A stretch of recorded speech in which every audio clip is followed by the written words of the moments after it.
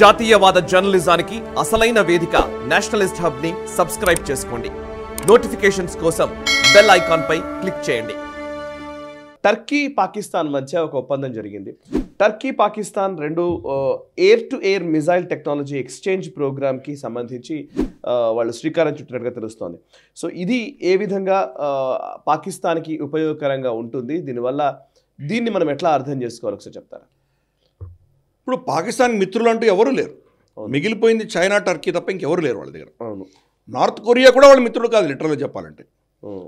సరే, మలేషియా మహాతీర్ మహమ్మద్ ఉన్నంత వరకు బాగానే ఉండింది. కానీ మహాతీర్ మహమ్మద్ దిగిపోయిన తర్వాత వాళ్ళు కూడా ఎంబీఎస్ అంటే భయపడుతున్నారు. దాంతో వాళ్ళు కూడా అంత సుముఖంగా లేరు పాకిస్తాన్ తోటి. సరే, మనకు మిత్రుల మనతో పెద్ద మైత్రి లేదు వాళ్ళకు.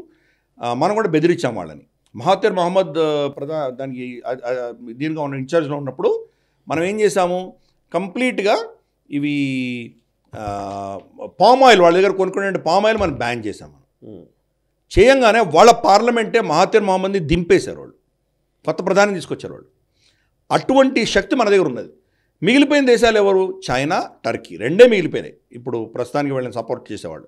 నార్త్ కొరియాతో వాళ్ళు టాక్టికల్ అండర్స్టాండింగ్ ఉన్నది. వాళ్ళు న్యూక్లియర్ టెక్నాలజీ నార్త్ కొరియాకి ఇస్తే మిసైల్ టెక్నాలజీ నార్త్ కొరియా వీళ్ళకి ఇస్తున్నారు. ఇట్లా ఎక్స్చేంజ్ చేసుకుంటారు ఒకరికొకరు. అంతేగాని మైత్రి అన్నది రెండు దేశాలతో మాత్రమే వాళ్ళకున్నది. ఎవరు? China and Turkey.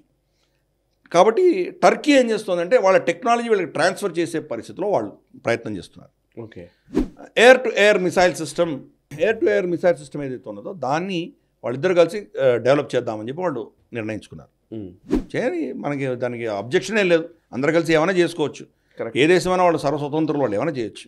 కానీ మనకున్న సుపీరియారిటీ వాళ్ళ దగ్గర లేదు. ఎందుకంటే మనకు పినాకా కానీ లేదా మనకు ఆకాష్ కానీ ఇటువంటి air to air missile systems అన్నీ కూడా మనం అర్మేనియాకి ఇస్తున్నాం. ఓకే.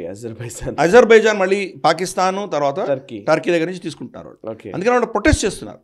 ఇప్పుడు వాళ్ళ దగ్గర యాక్చువల్గా మనకు వస్తున్న రిపోర్ట్స్ ప్రకారం అర్మేనియా, అజర్బైజాన్ మధ్యలో ఎప్పుడైనా యుద్ధం రావచ్చు అని మనకు తెలుస్తుంది. అజర్బైజాన్ సైన్యాన్ని మోహరింపు చేసింది, యుద్ధం ఎప్పుడైనా రావచ్చు. వాళ్లకు అస్త్రాలు మనం ప్రొవైడ్ చేస్తున్నాం, పినాకాను ఇటువంటివన్నీ ప్రొవైడ్ చేస్తున్నాం మనం. కాబట్టి మన చాలా అడ్వాన్స్డ్ సిస్టమ్ ఉంది. మనకు ఏపీజే అబ్దుల్ కలాం గారి పుణ్యం అంటూ ఇక్కడ మిసైల్ మ్యాన్ అని ఎందుకు ఊరికే పిలవలేదాన్ని. మిసైల్ టెక్నాలజీ అనేది భారతదేశంలో చాలా ఒక విధమైన స్థాయిలో ఉన్నాం మనం. ప్రపంచంలో 3వ 4వ స్థానంలో ఉంటాం మనం. కాబట్టి టర్కీ పాకిస్తాన్కి ఇస్తే సరే, లెట్ దెమ్ ఎంజాయ్, అంతకంటే మనకేం లేదు.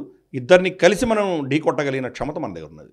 ఈ వీడియో మీకు నచ్చినట్టయితే లైక్ చేయండి, 10 మందికి షేర్ చేయండి. అలాగే కామెంట్ల రూపంలో మీ అభిప్రాయాలను మాతో పంచుకోండి. Nationalist hub group of channels ను సబ్స్క్రైబ్ చేసుకుని తెలుగునాట జాతీయవాద జర్నలిజాన్ని ప్రోత్సహించండి. ఈ వీడియో కింద ఉన్న బెల్ ఐకాన్ పై క్లిక్ చేయడం మర్చిపోవద్దు.